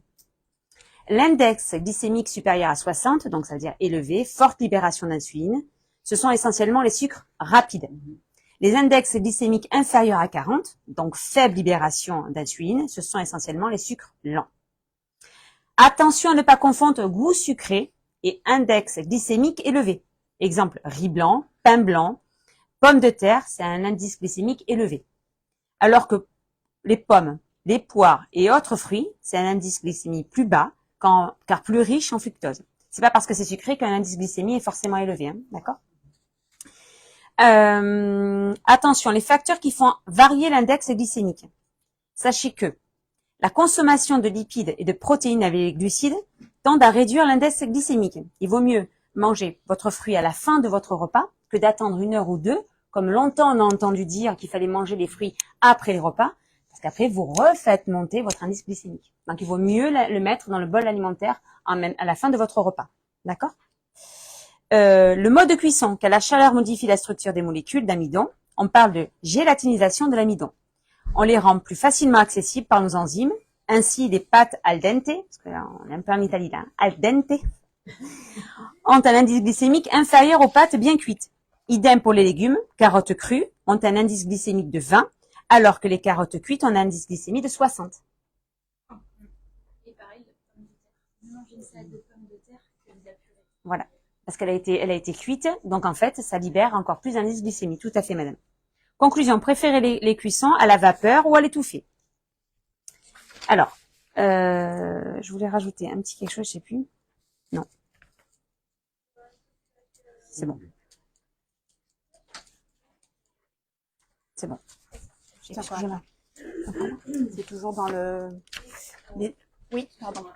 Le genre potimarron, etc., qui sont qui ont un goût extrêmement sucré, vous avez dit qu'il n'y avait pas forcément des sucres. C'est pas parce que c'est un goût sucré que c'est forcément un indice de glycémie élevé, tout à fait. Moi, je me pose la question sur le potimarron. Moi, je trouve que c'est quelque chose qui est difficile à digérer. Ça dépend quel mode de cuisson vous utilisez et comment vous le faites cuire. Vous parlez ça, comment ça, au niveau de la soupe, au niveau de vos purées, c'est un peu plus lourd. Plus on fait des purées, plus on fait monter l'index glycémique. Oui. Voilà. Ouais, non, mais c'est très Non, bien. mais c'est très bien, madame, ce que vous dites, madame Rossel. On y vient juste après dans comment, enfin, les choses qui font varier l'index de glycémie. C'est ça, c'est exactement ça. On a dit là, le mode de cuisson pour l'instant, on a parlé de comment, mais oui. Alors après, pour répondre au potimarron, bon, de toute façon, il est forcément consommé cuit. Je sais pas. Alors, je regarderai si j'arrive à trouver, pour avoir une comparaison par rapport à d'autres fruits ou d'autres légumes, l'index glycémique en particulier du potimarron. Non, moi, j'ai plutôt vu des fruits, la banane, le raisin, où on a des index glycémiques élevés. Mais j'ai pas vu vraiment de légumes, hormis pommes de terre et patates douces, parce que ça fait vraiment partie des glucides, et tous les cucurbitacées, je les ai pas vus en source de glucides en tout cas. Donc encore une fois, il y a peut-être un goût sucré, mais pas forcément un index glycémique élevé. Mais j'essaierai de trouver la réponse sur le potimarron. Après, une question de digestion. Bon, bah ça c'est. Alors bien sûr, hein, là, on va pas l'aborder ce soir, mais le microbiote, il est capital. Il y a des gens qui vont pas digérer le gluten, qui vont pas digérer le lactose, on est censé pouvoir tout digérer. Maintenant, il y a un moment donné un indice de glycémie. Alors, notre titulaire Antoine Boisseau a regardé 80 un indice de glycémie le potimarron. Ah bah si. Donc une fois. Oui, mais Antoine, une fois cuit. C'est pas. Alors c'est pas précisé si ça a été cuit ou. Enfin, vaut mieux le manger cuit, parce que cru. Non, ça a été cuit. On a un peu les mal. C'est comme la citrouille peut-être. Bah ça reste en fait dans les cucurbitacées un petit peu. Oui, c'est la même famille. Parce qu'avant on n'en mangeait pas avant du potimarron, maintenant. On mange avant de la citrouille. Oui, mais ça reste la même famille. Tout à fait. Oui, c'est la même famille, mais bon. Alors, la préparation des aliments comme le découpage et le broyage jouent l'index glycémique. Vous voyez ce qu'on en revient. Voyez, plus l'aliment est coupé fin, plus l'index glycémique est élevé. Bien sûr, on le fait cuire. Donc en fait, il devient de plus en plus fin, donc il devient de plus en plus embouilli, on va dire. D'accord. Exemple, le jus de pomme a un index, excusez-moi, glycémique supérieur à la pomme entière. Les fibres sont dégradées plus rapidement. D'accord. Quatrièmement, le degré de raffinage. Plus une céréale est raffinée, moins elle est protégée par les fibres et les protéines, et plus vite le glucose est absorbé. Donc, l'index glycémique augmente, donc préférez les céréales complètes. Voilà. Comme vous allez chez votre boulanger, prenez du pain complet, du pain de seigle, du pain de son. Plus la mie est sombre, moins l'index de glycémie est élevé. D'accord? Et ne pensez pas qu'un fruit remplace un jus de fruit. Hein. D'accord? On a bien compris avec les... Plutôt qu'un jus de fruit remplace un fruit. Voilà. Qu'est-ce que j'ai dit? Un jus de fruit ne remplace pas un fruit. Ouais. Voilà, tout à fait. Ouais. Attention au sucre caché. Hein. On l'a dit, on consomme à notre insu une quantité importante de sucre caché dans de nombreux produits industriels. Hein. Aujourd'hui en France, en moyenne, nous consommons 100 grammes de sucre par jour contre 50 grammes recommandés par l'OMS. Hein. Donc c'est énorme. On a doublé en fait nos portions de sucre. Soit une consommation de 30 kilos par an et par personne. La quasi-totalité de notre consommation actuelle de sucre, 80%, provient de produits transformés, le plus souvent sous forme de glucose, fructose ou sirop de glucose et fructose. D'accord? Donc, admettons, une maman veut bien faire. Je parle pour les enfants. Hein. Voilà un peu la quantité de sucre d'exemple. Hein. Évidemment, il n'y a pas tout, mais vous allez voir que c'est les pires. Voilà. Admettons qu'une maman veut bien faire. Je parle pour les enfants. Hein. On a tous été, à vouloir faire quelque chose de bien pour nos enfants au petit déjeuner. Je parle du matin. Un jus de fruits, c'est 20 grammes de sucre. 20 grammes. Un yaourt aux fruits, c'est 16 grammes. 2 tranches de pain de mie, c'est 10 grammes. Une cuillère à soupe de pâte à tartiner, pour pas la citer, c'est 21 grammes. Donc, au total, l'enfant a mangé, hein, ça c'est sûr, hein, il part avec 67 grammes de sucre dans son organisme. Donc, il va partir à l'école, au collège, au lycée, ce que vous voulez, d'accord? Mais dans 1 heure ou 1 heure et demie postprandiale, eh bien, l'index glycémique va descendre, donc il va se retrouver en hypoglycémie. En fait, il n'aura rien gardé de son petit déjeuner, et c'est pour ça qu'il va avoir le creux de 10 heures, à vouloir boulotter autre chose, il va appeler le sucre par le sucre. Donc, donnez du sucre comme ceci. Faites-leur un vrai sandwich, hein, du vrai pain, du fromage. Voilà, ça c'est un vrai petit déjeuner, quoi. Parce que voilà, des œufs, du jambon de pays, en fait, du jambon blanc. C'est ramener des protéines ou des lipides. Parce que la protéine et les lipides, c'est la satiété. Voilà. Là, il y a aussi la sorte de sucre qui est très importante, parce que là, on parle vraiment du saccharose. Oui, du saccharose. Oui, c'est ça. Oui. Un morceau de sucre, c'est 5 grammes. Hein.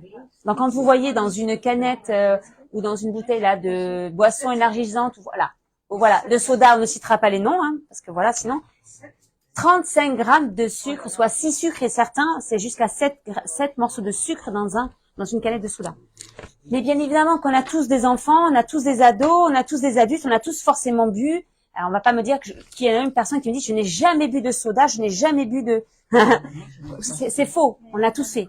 On ne dit pas qu'il faut les interdire, mais il faut vraiment limiter les apports de sucre. C'est très très important. Pendant de nombreuses années, on disait aux parents, donnez des céréales à vos enfants le matin, mais c'est bourré de sucre.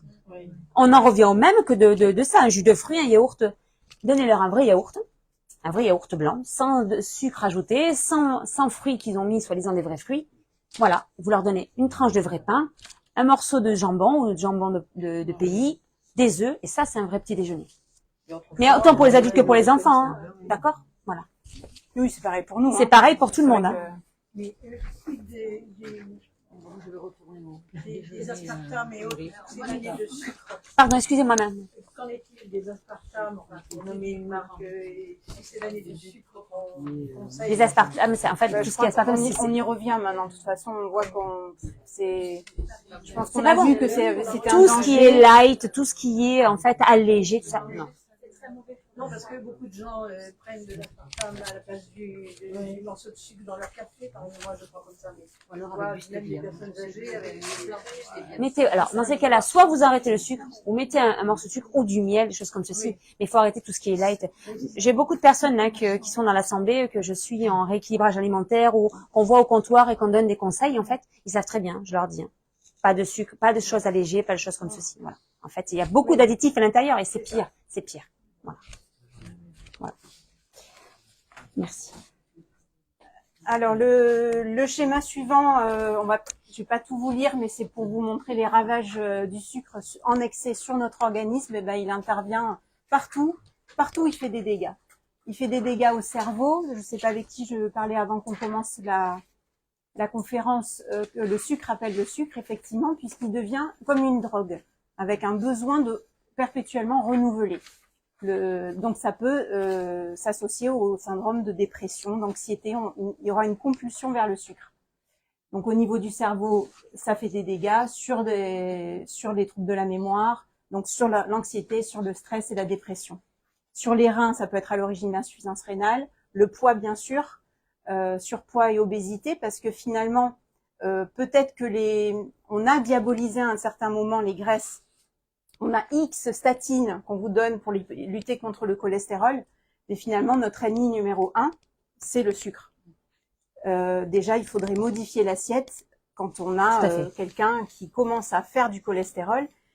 avant de dire ok, je vais vous prescrire une statine, eh ben c'est peut-être juste un petit peu l'interroger, parce que à tous les coups, c'est quelqu'un qui boit du soda, qui mange trop sucré, et le sucre se transformant en graisse et stocké en tout cas sous forme de graisse au niveau du tissu adipeux, l'embonpoint, c'est pas un excès de gras dans son assiette, c'est un excès de aussi de sucre. fibres, de légumes, de Bien fruits. sûr. Voilà, tout ça. Ça s'ajoute au reste. Donc poids, métabolisme, on l'a vu. Sur poids, les dents, bien sûr, on sait que le sucre nourrit les bactéries et vont former ce qui va former des caries. Au niveau du cœur et des vaisseaux, augmentation du taux de cholestérol et triglycérides, toujours pareil, parce que le sucre devient une graisse et va produire des plaques d'athérome. Au niveau du foie, donc c'est ça qu'on appelle la stéatose hépatique non alcoolique. On peut avoir quelqu'un avec un foie dit gras, et pour autant c'est pas un problème de gras dans l'assiette, c'est un problème d'excès de sucre. Au niveau des intestins, on va avoir un déséquilibre de la flore avec un développement de candidose. Sachez que les champignons sont friands de sucre et d'acidité. Donc quelqu'un qui aurait des candidoses à répétition, c'est aussi une question intéressante à poser, ses habitudes alimentaires, parce que si c'est quelqu'un qui mange trop de sucre, eh bien il nourrit ces champignons, ces candidoses. Et donc forcément, il déséquilibre sa flore au profit de candidose. Et ce qui peut amener derrière une hyperperméabilité intestinale. Ça, c'est tout ce qu'on va développer dans notre prochaine conférence santé sur le microbiote intestinal. Et enfin, donc peau et articulation, le sucre va être à l'origine, puisqu'il est acide, de réactions cellulaires inflammatoires avec des lésions de tissu au niveau de la peau ou du cartilage articulaire et donc un vieillissement accéléré. Tout à fait. À bas le sucre.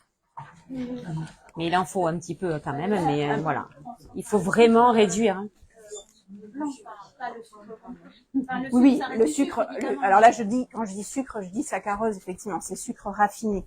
Bien sûr que quand Delphine a dit où est-ce qu'on trouve le sucre, les polysaccharides, donc dans le premier schéma, ce qui était l'amidon, c'est là où il faut préférer les céréales complètes.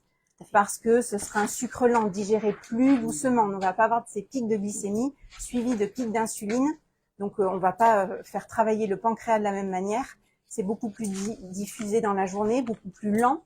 Et ça, c'est la satiété. Si on a un sucre lent le matin, on n'a pas le pic de glycémie d'insuline derrière avec un coup de pompe en matinée. Complète ou semi-complète. Voilà. D'où le pain complet à la place du pain de mie. Voilà, c'est ce qu'on disait. Donc oui, bien sûr. Quand je dis à bas le sucre, c'est le saccharose, le sucre blanc. Ah oui, une tranche de pain de mie, c'est 4 grammes de sucre, hein, une tranche de pain de mie. Oui, c'est ça. Deux tranches de pain, c'était 10 grammes. Ça vous fait, voilà, entre 8 et 10 grammes de sucre.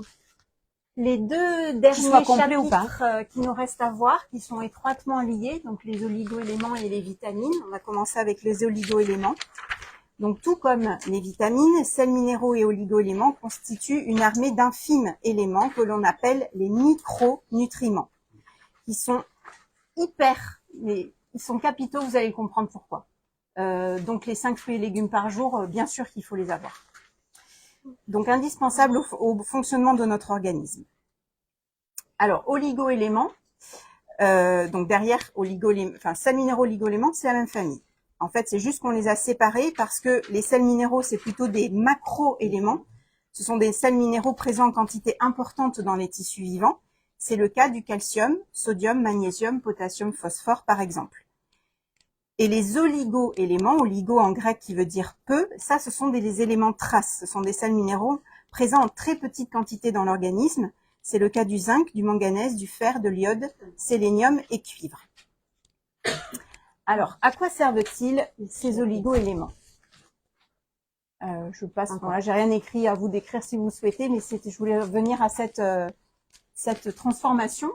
Tout à l'heure, en première partie, je vous ai parlé des acides aminés. En voilà deux. La tyrosine, le tryptophane. Tyrosine à gauche, tryptophane à droite. S'ils sont pas utilisés comme acides aminés pour reformer une protéine, ils sont utilisés directement parce qu'ils vont permettre de produire des neurotransmetteurs. Tyrosine va être à l'origine de dopamine et la cascade de réaction continue jusqu'à l'adrénaline.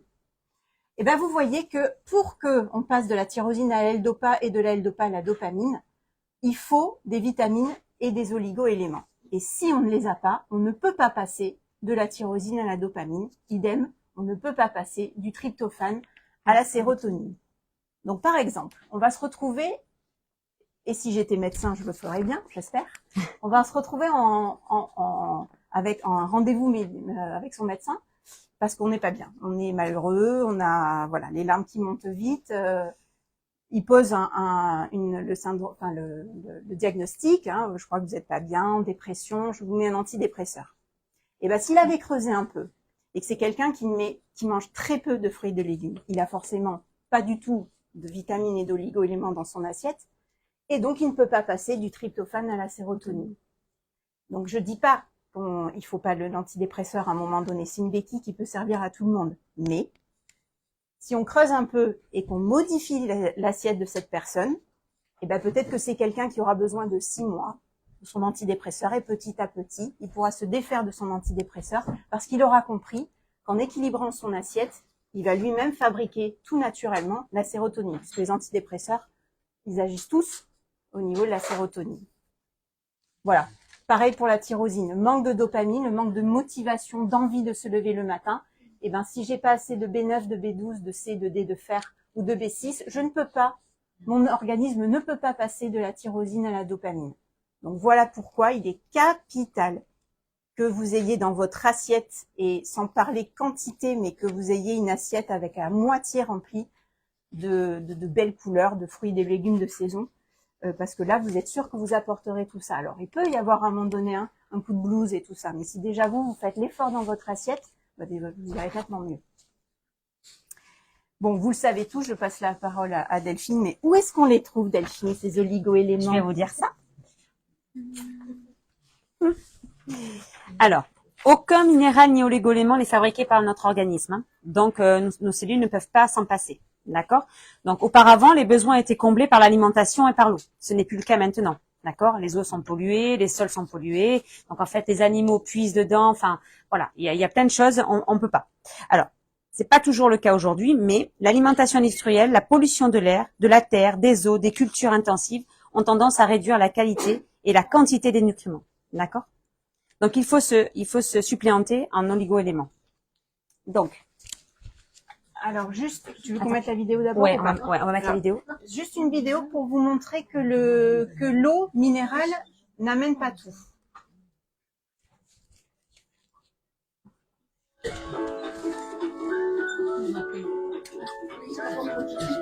L'eau minérale apporte tous les oligo-éléments. Vrai ou faux?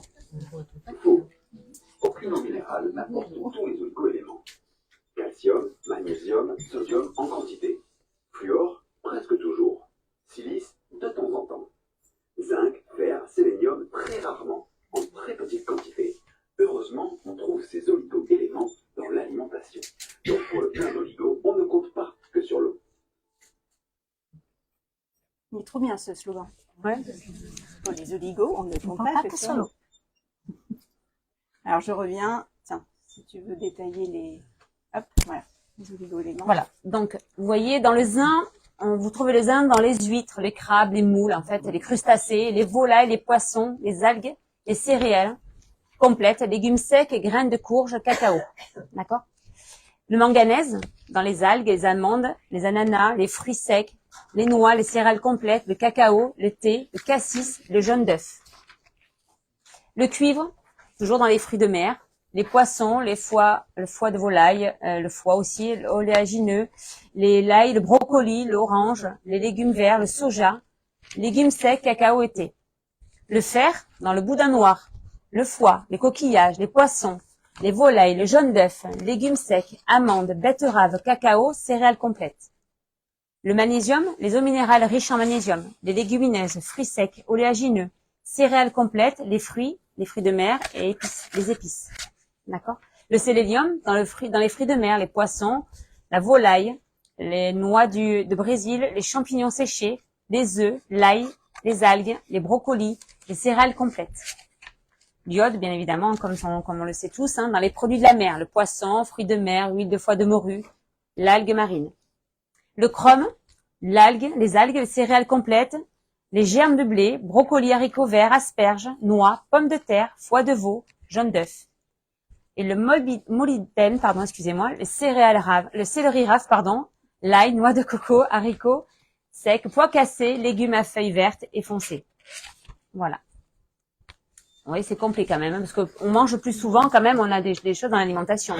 On mange, bon, ceux qui aiment les fruits de mer, les volailles, les poissons, voilà, là vous en trouvez quand même. Une très bonne source. Ouais, c'est une très très bonne source au niveau des oligo-éléments, hein, d'accord. Le magnésium dans les eaux, hein, parce on boit de l'eau du robinet certes, mais nous sommes dans une région qui a beaucoup de calcaire et qui apporte moins d'oligo-éléments dans notre boisson, dans le boisson. Hein. Je sais pas si vous êtes rendu compte, mais voilà. Donc dans certaines eaux où contient, je ne citerai pas de marque, hein, parce que je les ai pas toutes faites, et vous avez du magnésium, le chrome dans les algues aussi, les brocolis, haricots verts, voilà. Et le molybdène, vous le trouvez dans tout ce qui est légumes à feuilles vertes et foncées. Vous avez du chou, le chou vert, voilà, ça contient beaucoup de C'est molybdène. un oligo-élément très important pour l'intestin, le molybdène. C'est peut-être celui qu'on vous conseillera sur l'hyperperméabilité intestinale, le molybdène. Peut-être un des oligo-éléments peut-être les moins connus. C'est vrai que voilà, le fer, on le dose. Le fer, on sait, si on est anémié, on est fatigué, ça c'est dosé. L'iode, avec la thyroïde, on sait bien hein, que les soucis avec l'iode. Mais magnésium, nous, on en parle beaucoup au comptoir. Mais molybdène, on n'en parle pas beaucoup. C'est un oligo-élément très intéressant dans la cicatrisation intestinale quand on a des problèmes d'hyperperméabilité, d'inflammation intestinale. Le chrome, c'est très lié avec le sucre. Delphine, toi, tu conseilles beaucoup le chrome. Je conseille beaucoup dans mes rééquilibrages alimentaires parce que les personnes qui sont très attirées par le sucre, en fait, le chrome, en fait, évite cette envie de sucrer, en fait. Ça permet de mieux stocker. De mieux stocker et de mieux stocker le sucre. Voilà, tout à fait. Tout à fait, exactement. La glycémie en même temps. Voilà. Donc, si vous arrivez à pouvoir faire pousser dans votre jardin des légumes, des fruits, c'est bien parce que vous savez d'où ça vient. Donc, c'est bio en fait. Hein, c'est même mieux que le bio parce que c'est chez vous et vous savez comment vous avez entretenu votre jardin. Vous voyez ce que je veux dire? Donc, les oligo-éléments seront mieux acceptés par votre organisme, quoi. Voilà. Mais c'est pas donné à tout le monde. Je suis d'accord.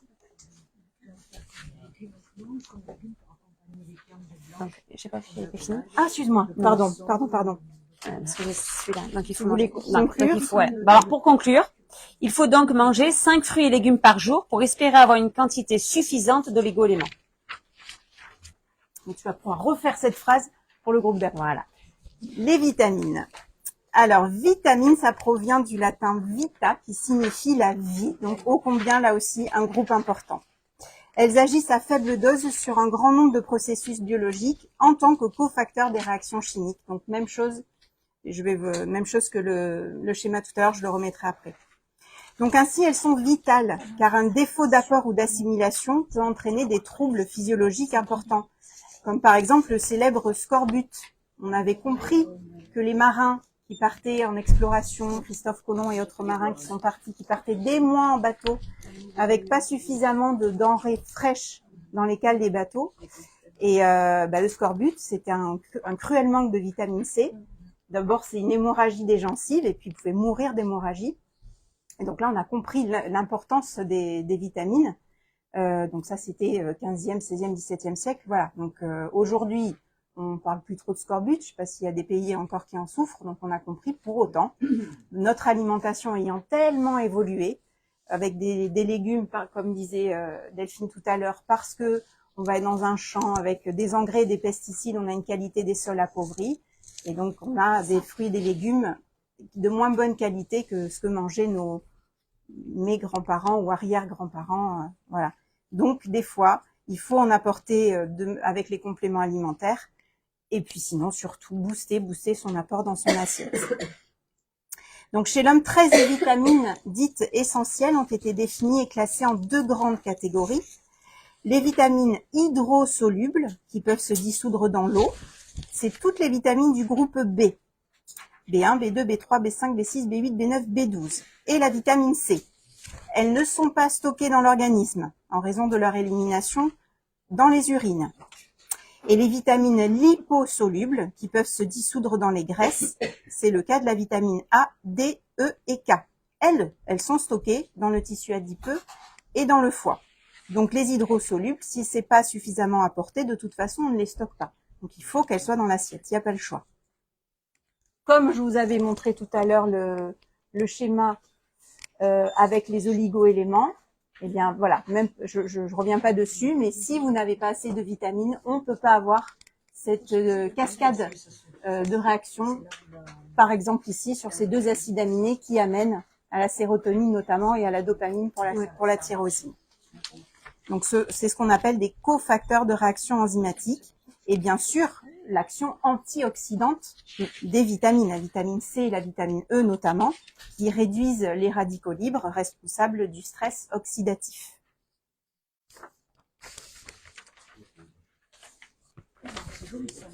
Ah ah. Ça me plaît, j'aime bien les couleurs. Bon là c'est en noir et blanc. Alors, Bon, voilà, oui. Ah, vous l'avez un peu noir et blanc, oui, on a fait un petit, oui, on est désolé, hein. Voilà. Alors, où trouve-t-on les vitamines? Elles sont présentes partout, les fruits et les légumes, mais aussi les produits d'origine animale. Donc, vous voyez aussi dans le schéma, vous en avez, alors vous voyez peut-être pas, vous voyez mieux ici, hein, d'accord? Vous en avez dans les céréales, le lait, vous en avez dans les légumes, les fruits, le tofu, vous en avez dans les légumes verts, les asperges, les brocolis, les choux. Voilà, vous avez des vitamines dans tous les aliments, en fait. De toute façon, il faut retenir quelque chose. Il faut manger de tout pour avoir des vitamines de partout. D'accord? Et on revient sur la phrase, hein. On ne vit pas pour manger, on mange pour vivre. Voilà. Donc, en fait, il faut goûter à tous les aliments. Voilà. Et il y a rien qui est vraiment interdit. Il faut limiter les consommations, mais rien n'est interdit. Attention, elles sont fragiles, hein, les vitamines. La chaleur, la terre et lumière sont... J'ai mis ça, excuse-moi. Chaleur et lumière. Je sais pas. Sont les ennemis des vitamines, car ils oxydent. Privilégier les produits frais, locaux, de saison, car la dégradation des vitamines débute dès que les fruits et les légumes ont été coupés. Juste un petit conseil. Quand vous coupez l'avocat, ou que vous coupez une pomme, si vous la laissez trop longtemps, qu'est-ce qu'elle fait? Elle commence à noircir. Donc elle commence à s'oxyder. Donc en fait, une fois que les aliments sont coupés, il faut les manger. Voilà. Ou alors les abriter de la lumière et de la chaleur. Voilà, les enfermer dans un, je ne cite pas la marque, mais voilà, et les mettre au frais pour les garder. Mais au bout de 24 heures, il faut les manger. D'accord.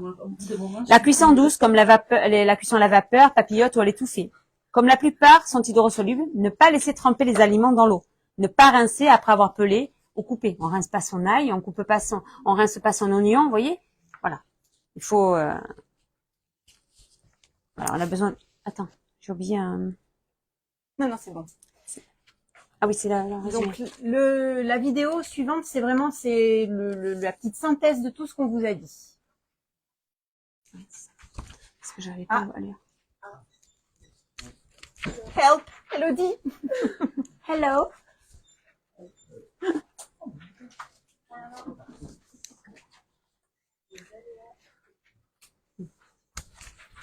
C'est à moi à relancer ou tu fais? D'accord. Merci, Hello.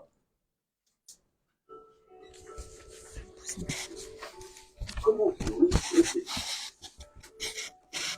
Tout l'organisme est composé de cellules qui ont besoin d'être nourries pour bien fonctionner. Les aliments sont ingérés et leurs composants sont transformés par les enzymes digestives en nutriments pour les cellules. On obtient ainsi 3 types de nutriments. Les glucides, ou sucre, se transforment en glucose qui sert de carburant à la machine cellulaire. Les lipides, que l'on trouve dans les matières grasses, sont pourvoyeurs d'acides gras dont le rôle est de maintenir l'intégrité et la fluidité de la membrane cellulaire. Ils régulent également l'inflammation. Les protéines, que l'on trouve dans les muscles et les os, se décomposent en acides aminés présents aussi dans les cellules sous forme d'enzymes. Au terme de cette transformation, les nutriments sont absorbés par l'intestin. Meilleure est la santé de l'intestin, meilleure est l'absorption des nutriments par les muqueuses intestinales. Ils rejoignent alors le circuit sanguin qui les distribue aux milliards de cellules qui composent nos organes et tissus. Regardons maintenant de plus près le processus de transformation cellulaire. Les cellules sont comparables à des usines ultra perfectionnées. Elles fonctionnent grâce au travail d'ouvriers, les enzymes.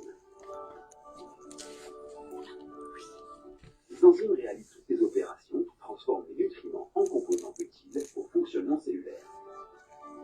Pour réaliser ces transformations, les ouvriers ont besoin de suffisamment d'outils, les vitamines et les oligo-éléments. De plus, pour travailler en collaboration, les ouvriers ont besoin d'une grande diversité d'outils. Ces outils sont aussi apportés par l'alimentation, plus particulièrement par les produits frais, riches en vitamines et oligo-éléments. Les cellules réduisent en effet leur activité si les enzymes ne disposent pas de tous les outils nécessaires à l'usine cellulaire. Si on leur fournit des matières premières de mauvaise qualité, appauvries en vitamines et oligo-éléments. Si les polluants ou les additifs perturbent leur fonctionnement. Quand les cellules ne fonctionnent pas correctement, l'organisme organes les plus efficaces à 100%. Donc, ce qu'il faut retenir, c'est qu'une alimentation équilibrée et de qualité fournit à nos cellules les nutriments dont elles ont besoin. Voilà. Et juste pour terminer, on vous a mis, ça c'est peut-être quelque chose que vous pouvez voir ou même que les médecins peuvent distribuer, la pyramide alimentaire.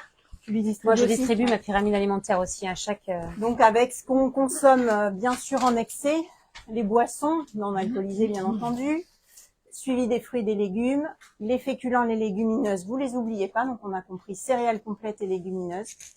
Les produits laitiers, alors bon, effectivement, ça dit 2 à 3 fois par jour. Alors voilà, je ne sais pas même quand agrèle les recommandations données. Ouais, je sais pas, 2-3 fois, moi, ça me paraît beaucoup. Il peut y sur les avoir produits un laitiers, fromage, mais, un yaourt. Voilà. Comment? C'est tout le groupe des produits laitiers. Oui, viande, œufs, poisson, pardon, voilà. Oui, oui, bon, voilà. Donc, ça veut bien dire que c'est pas 2 à 3 produits laitiers tout à fait. par jour. Il faut avoir un c'est yaourt viande, et un œufs, morceau de fromage. Hein. C'est les pas... huiles végétales, donc maintenant vous avez compris qu'on ne néglige pas celles riches en oméga 3 et on évite là-haut les produits sucrés. Alors, éviter, je le redis, ne veut pas dire interdit. Les D'accord. gentils, à chaque fois ils vous déculpabilisent. Moi je dis jamais, moi je dis, Voilà, mais ça veut pas dire interdit. Vous moi, avez c'est droit non, mais pas le une bois, fois par bon, de semaine temps de vous faire en un temps, plaisir. ça Voilà. passe. Mais ça reste un plaisir. Ça, c'est les recommandations de la Fédération française de cardiologie. Ben voilà, c'est exactement ce qu'on a dit. Alors, sauf que, en huile végétale, eux aussi, ils citent, l'huile d'olive. Moi, j'aurais mis l'huile de colza. Mais ils citent le thé, oui, je pense plutôt thé vert. Hein. Voilà, thé vert, hein. Attention à certains thés, hein, antioxydants. tout à fait. Produits laitiers fermentés, ben ça, j'en reparlerai sur le microbiote intestinal, le Prochain, kéfir notamment. Les épices, les herbes aromatiques, c'est pour aussi tendre à baisser le sel dans l'assiette. Donner de l'arôme, mais pour tout en enlevant le sel Donner qu'on du consomme goût, mais aussi moins en de grosse sel. quantité. Les céréales complètes, on l'a dit. Les oléagineux, on l'a peut-être pas assez dit, mais oui, c'est excellent pour la santé. Légumineuses, on en a parlé. Bien sûr, beaucoup de fruits et de légumes. Et un peu de viande, poisson, œufs et produits laitiers, finalement, par rapport à notre 2-3 par jour. En tout cas, l'idée, c'est de réduire la quantité de protéines animales au profit des protéines végétales. Et attention, le tout ajouté à une activité physique régulière et importante. Au moins 3 fois par semaine, c'est un minimum. Voilà, marcher, ça coûte pas cher. On prend nos baskets, on va marcher, moins pendant 45 minutes. Alors, on marche pas comme si on faisait les boutiques, mais on marche d'un pas un peu plus soutenu. Voilà.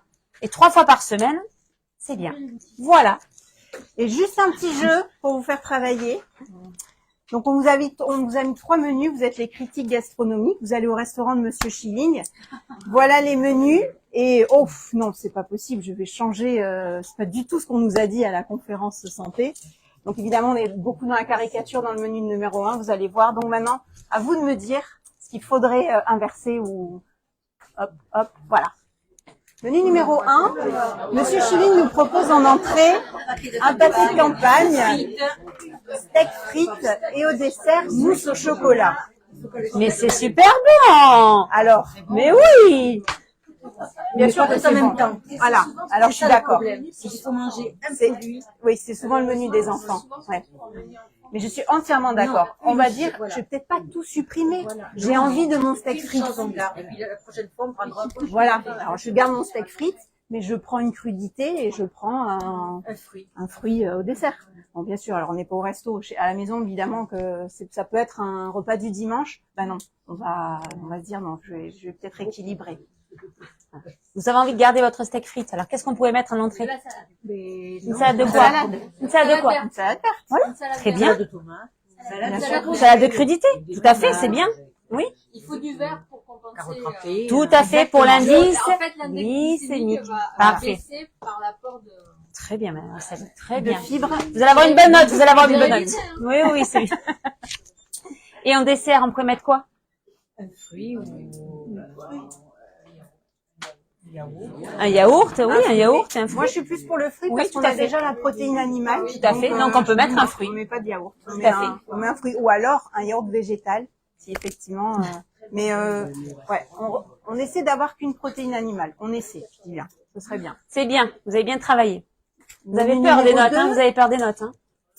carottes râpées en entrée, poulet rôti pâte et flan au caramel. C'est pas mal, c'est bien carottes râpées. Il y a beaucoup de goût. Ouais. Carottes râpées. Il y a, Alors, les carottes râpées, ça va. Il est bas. Avec des haricots Il y a verts. des pâtes, il y a du flan. il y a trop de glucides. Tout à fait. D'accord. Il y a les pâtes et il y a le flan au caramel, j'ai trop de glucides. Donc soit je laisse les pâtes et je me dis bah non, soit je mange pas de dessert, soit je mets un fruit là aussi, hein, pour comme ça j'équilibre mon ratio fruits et légumes dans mon assiette.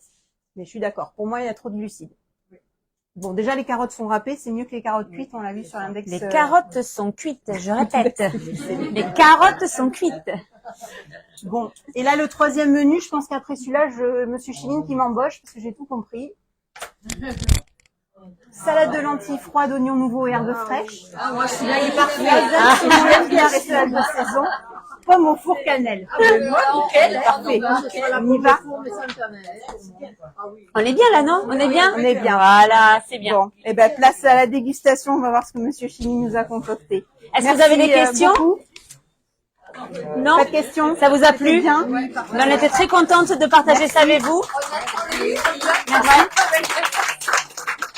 Et on vous remercie au nom de toute l'équipe de la pharmacie de Sauternes. On remercie aussi nos téléspectateurs sur leur canapé de Facebook Live. Et ben une prochaine session avec un vous. prochain Quoi. rendez-vous. Tout à fait. Merci beaucoup. Si vous avez des questions, vous nous les envoyez. On n'y manquera pas d'y répondre. Et encore merci à tous d'être venus et de En nous avoir présentiel écoutés. ou en Merci. informatique. Merci beaucoup.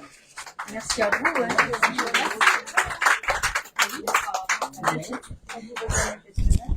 Oui, oui, oui.